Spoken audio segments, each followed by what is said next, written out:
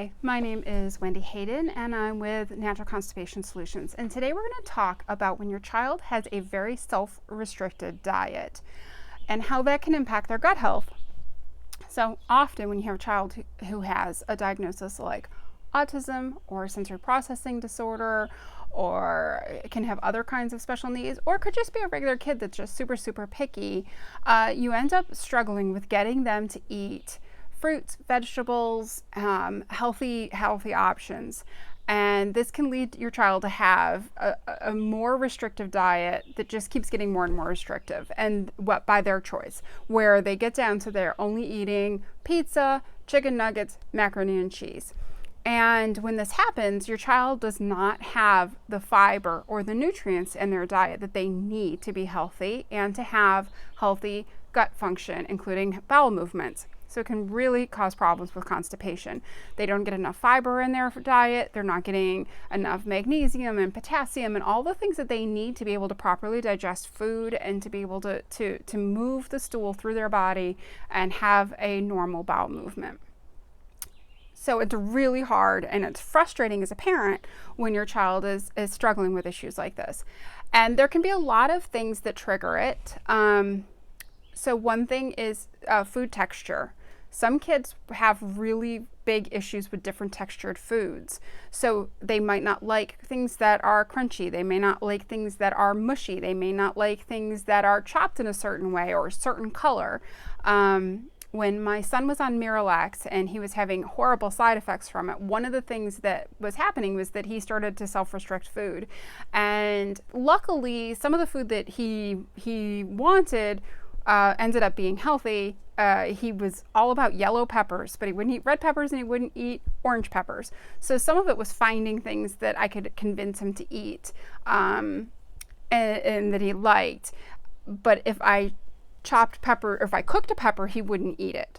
So it can be really hard to figure this out.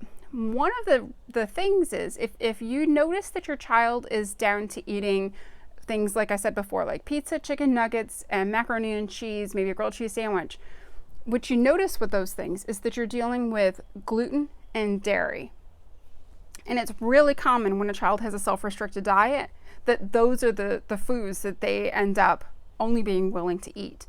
And the reason why is that both of those foods have a chemical in them that acts almost like an opiate on their opiate receptors, and it makes them so they're basically addicted to these foods, and they start, no other food is going to satisfy that. And what lots of research has shown, and also stories from other parents who've dealt with the self-restricted eating, is that when you remove those foods, your child will start to eat a wider variety of food. And it can take some time and it can be really hard and frustrating. If you're in a really serious situation, you may need a feeding therapist to help you work with this. But if your child has just kind of gradually gotten more and more self-restricted in what they're eating, then it's one of the things to do is to start switching out gluten and dairy foods, especially if you're dealing with chronic constipation. You want to switch out the dairy and the gluten foods for gluten-free and dairy-free versions of those foods. Try to find something that your child will eat, because those do not have the same effect on the opiate receptors that gluten and dairy do. And and I know it's hard, because if you have a child that will only eat one type of chicken nugget, and gluten-free chicken nuggets are going to have a different texture, they're going to have a different taste to it. So I do understand how incredibly difficult this is, and I'm not saying it like, oh, just change their food, because I totally get that is not, when you're a parent and you're dealing with this, it is exhausting and frustrating, and it's not easy. And you get doctors telling you, well, just increase their fiber, we'll have them eat this. And I understand that is not a simple solution, but it is possible. And there's many families like mine who have had these issues and have worked through it. So you're going to see that it's worth it, that once you make these big changes and you start limiting those foods and working on getting different types of colors in your child's diet. So if you can talk to them about eating the rainbow, talk to them about, what colors do they want to eat today, And then instead of, picking anything, if they like blue foods, and my older son was crazy for anything blue raspberry flavored with that horrible food coloring in it. But he also liked blueberries, and he liked other blue foods, blackberries and things like that. So if you have a child like mine who went through a phase where all he would do was eat yellow foods, so we found, yellow carrots, and we had yellow peppers and different types of foods like that that were healthy and good for him, but that he also really liked. So it can be tricky. It can be really hard. From having this struggle in my family, I wrote a book called Dash is a New Fooder, and it's based on a story.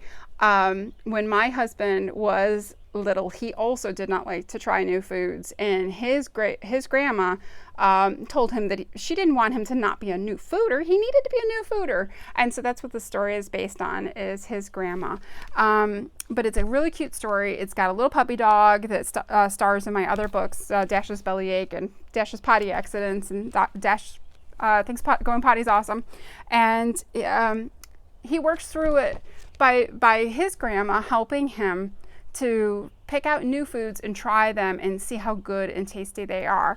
And so this is some stuff that you can work on with your child, to work on trying to improve their diet that way.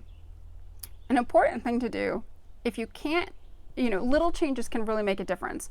And one of the things that digestion takes is if you're having a highly processed food that has lots of chemicals and food colors and things in it, it's harder for your body to digest.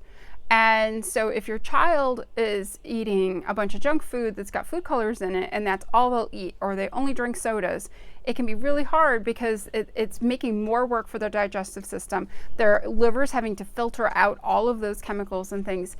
And the lining of your intestines, it's pretty wild. There's one cell between the stool and your blood. So if your child is eating a bunch of food that has chemicals and has food colors in it, and they get leaky gut, which is super common with especially an American diet where you're having a lot of processed foods, you get leaky gut, and then those chemicals start leaking out through the lining of the intestine into the body, and they trigger inflammation, they can trigger autoimmune diseases, they can trigger behavior issues. So if you're dealing with autism, if you're dealing with sensory processing disorder, if you're dealing with ADHD, these are all things where diet can have a huge impact on your child's gut health and also on your child's behavior. So removing things like food colors, lots and lots of research showing that when you remove food color, often behavior issues improve. So it's a really good idea to start a food diary, checking out what your child's eating, try to link it to their gut problems and also behavior issues that you're seeing, and then start working in incremental steps. If you're not ready to just switch over to gluten-free or dairy-free and see how their gut health improves, and if they start eating more foods, maybe start trying what's their favorite color. You pick a fruit and a vegetable, and then try processing them in different ways. You could make a chia jam with fruit where you're mixing it with chia seeds and you're increasing their fiber, and maybe they like that on their toast. And so instead of a processed jam that has a lot of sugar in it, you're controlling the ingredients. You can try, like I said, my son loved yellow carrots, and so we've got the yellow carrots, and you can try, if your child doesn't like them, cut like matchsticks. Maybe they like them cut like a dollar, or a coin, where you just chop them that way. Maybe they like them cooked. Maybe they don't like them cooked. Maybe they like them fermented, like a pickled carrot. I know that sounds strange, but my son loved pickled carrots, and he had a relatively restricted diet, but he loved pickled carrots. And I have a recipe for that on my website, Natural Constipation Solutions. So taking all of these different things and just trying to see, is it a texture issue? Is it a color issue? Is there certain tastes that they like better? So I always felt like, the yellow peppers are pretty sweet compared to like a green pepper. And it made sense to me that he would prefer that over the green pepper. Cooked broccoli versus raw broccoli. Are there different things like that? Will your child drink a smoothie where maybe you can hide some things in that? One of the things that I've always done is I hide a lot of vegetables in my tomato sauce. My son always liked tomato sauce, and so I would put in zucchini or spinach and things like that, and then I would just blend it at the end. And as long as you don't do too much where it starts to change the color, generally no one in my family ever noticed that I was doing those things. And it's a good way to sneak things in. So I just would keep frozen spinach in the freezer, and I would throw a couple handfuls in every time I made spaghetti sauce. My son decided he really liked stuff if it was fresh out of the garden. So I couldn't get him to eat spinach from the store, but if we grew it in our garden, he loved spinach and would eat cupfuls of raw spinach. Peppers we grew out, tomatoes we grew from the garden, those kinds of things. And even if you live in an apartment, you can get a pot and you can grow cherry tomatoes, or you can grow a strawberry plant, and try different things to get your child so that they're more likely to try it. If you don't want to grow your own food, taking them to the grocery store or taking them to the farmer's market and having them pick some fruit and vegetables out at the beginning of the store before they get into all the other stuff, so that this is something that they pick, you're going to have better luck getting them to try it. You can also take them to pick places where they pick berries, or they pick apples or things like that, and making it a family event where everybody's excited to try these things. So there's a lot of things you can do, and I know how frustrating it is.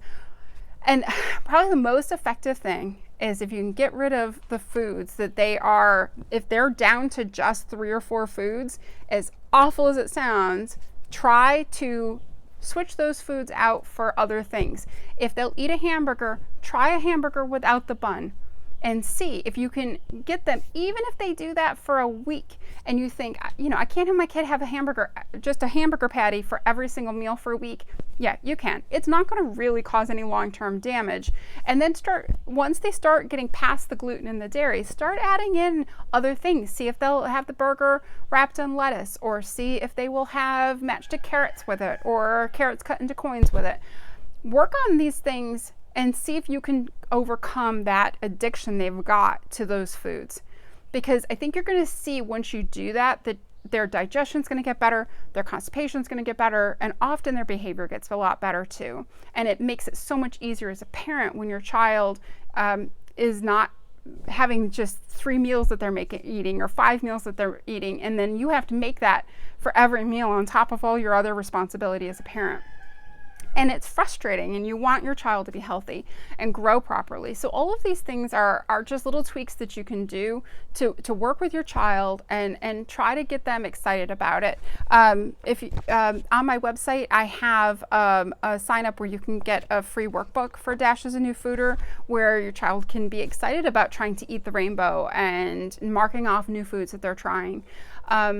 So there's lots of things that you can do to help your child, and I appreciate the fact that you're here and that you're working on all these things to try to help your child, instead of just giving them a laxative that's going to end up long-term causing more issues and never going to really solve the problem. But diet is often the cause of the problem, so once you get diet worked out, then you won't have to give laxatives long-term. Now, beyond diet, there are other things that can cause chronic constipation, and I have a long video that is a lot of information and will help you to think about maybe some different things that might be causing your child's constipation, and I'm going to link to that at the end of this video. If you are interested in more videos like this, please subscribe and click the bell notification, and I put out new videos all the time with different things that have helped thousands of families to get their children off of laxatives and to heal the damage that's been done. Thank you very much.